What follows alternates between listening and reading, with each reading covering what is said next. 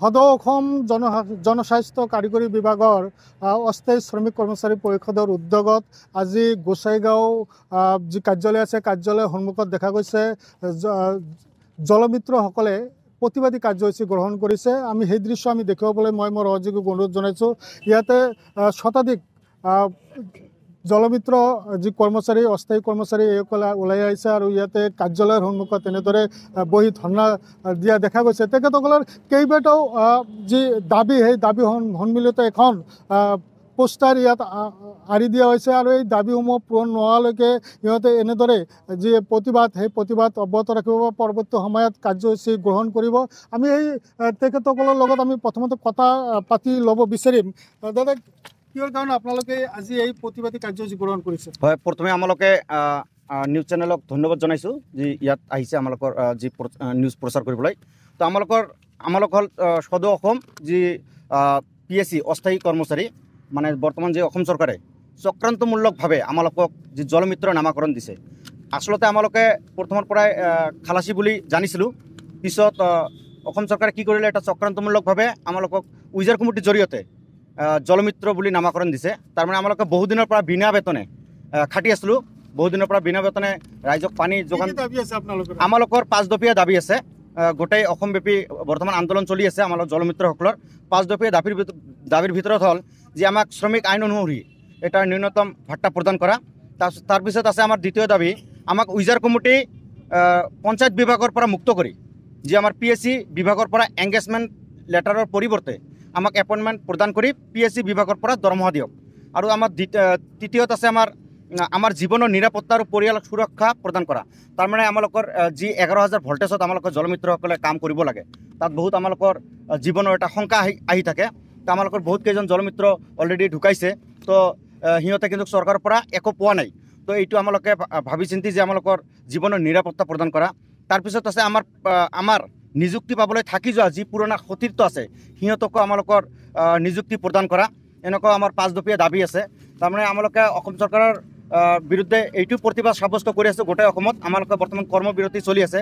যিহেতু আমাৰ কেন্দ্ৰীয় কমিটিৰ লগত কেইবাবাৰ আমাৰ বিভাগীয় মন্ত্ৰী জয়ন্ত মল্ল বৰুৱাৰ লগত মুখ্যমন্ত্ৰীৰ লগত এটা আন্দোলন হৈছিল, মানে আলোচনা হৈছিল যে আমালোকৰ যি 2025 জানুৱাৰী মাহৰ প্ৰথম সপ্তাহতে আমালোকৰ অসমৰ জলমিত্ৰসকলৰ বাবে এটা ভাল খবৰ আহিব বুলি কৈছিল।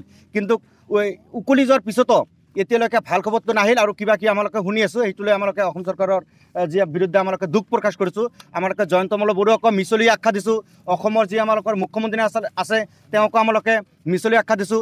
আৰু এটা দুখ আৰু পৰিতাপৰ বিষয়, যি আমাৰ 6,500 টকা দি আজিকালি এটা পৰিয়াল নচলে, কিন্তু গোটেই অসমৰ জলমিত্ৰসকলক আমালোকৰ মাত্ৰ 5,600 টকা দি আছে।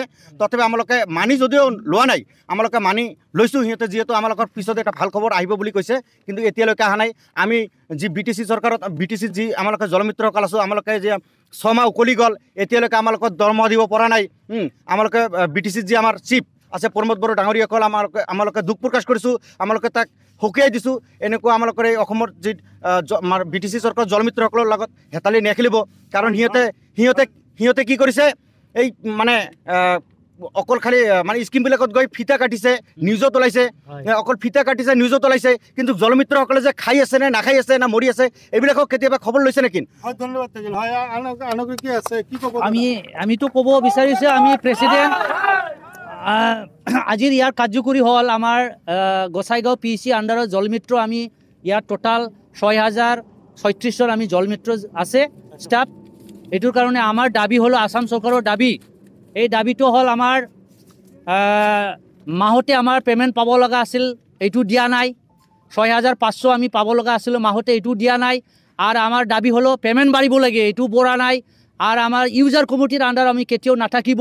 আমাৰ ডিপাৰ্টমেণ্ট হ'লে আমাকে এপইণ্টমেণ্ট দিব লাগে, সেইটো আমাৰ দাবী। আৰু আমাৰ পে'মেণ্ট বাঢ়াই দিব লাগে, সেইটো আমি দাবী কৰিছে। এতিয়ালৈকে আসাম চৰকাৰ আৰু BTC গভৰ্ণমেণ্ট এতিয়াও গ্ৰহণ কৰা নাই, মানা লোৱা নাই। সেইটোৰ কাৰণে যেতিয়ালৈকে আমাৰ দাবীটো পূৰণ নহয়, এতিয়ালৈকে আমি তীব্ৰ আন্দোলন কৰি থাকিব। আর আমার জীয়াই থাকার কারণে কিবা আশা বরংসা আমার জীবনতো বেকার হয়ে গেছে।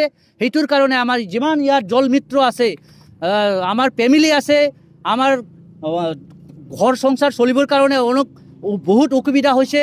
এই 6,500 পেমেন্ট দিয়ে আমি ঘৰ চলাবাৰ কাৰণে আমাৰ অসুবিধা হৈছে সেইটোৰ কাৰণে আমি আসাম চৰকাৰে আমি বহুত বাৰম্বাৰ আমি দাবী কৰিছে এই দাবীটো আমাৰ কেতিয়াও মানে গ্ৰহণ কৰা নাই সেইটোৰ কাৰণে আমি আসাম চৰকাৰৰ আমি লজ্জাটা আমি দাবী কৰিছে এই চৰকাৰ আমাৰ কোনো কেতিয়াও আমাৰ সুযোগ সুবিধা দিয়া নাই BTC কৰ্মেন আমাৰ প্ৰমোদ বড়ো চিফ সেটাও আমাক সুযোগ সুবিধা দিয়া নাই আমাৰ জল মিত্ৰত আমি নজৰ ৰাখা নাই সেইটোৰ কাৰণে আমি ঘৃণা কৰে সেই চৰকাৰত এইটোৰ কাৰণে আমাৰ দাবী পূৰণ কৰিব লাগে যেতিয়ালৈকে আমাৰ পূৰণ হোৱা নাই এতিয়ালৈকে আমি তীব্ৰ আন্দোলন কৰি থাকিম ধন্যবাদ হয় তেখেতসকলে আচলতে ক্ষতিত হৈ পৰিছে চৰকাৰৰ বিৰুদ্ধে এনেদৰে ক্ষোভ উজাৰিছে মই মোৰ অনুৰোধ জনাইছোঁ সেই দৃশ্য আমি দেখিবলৈ যে ইয়াতে শতাধিক কৰ্মচাৰী ইয়াতে গোসাইগাঁও যি কাৰ্যালয় সন্মুখতে জনস্বাস্থ্য কাৰিকৰী কাৰ্যালয় সন্মুখতে এনেদৰে অৱস্থান ধৰ্মঘট পালন কৰিছে আৰু এনেদৰে কিন্তু দেখা গৈছে আজি তেখেতসকলে গণতান্ত্ৰিকভাৱে প্ৰতিবাদী কাৰ্যসূচী গ্ৰহণ কৰিছে আৰু অনাগত দিনত যদি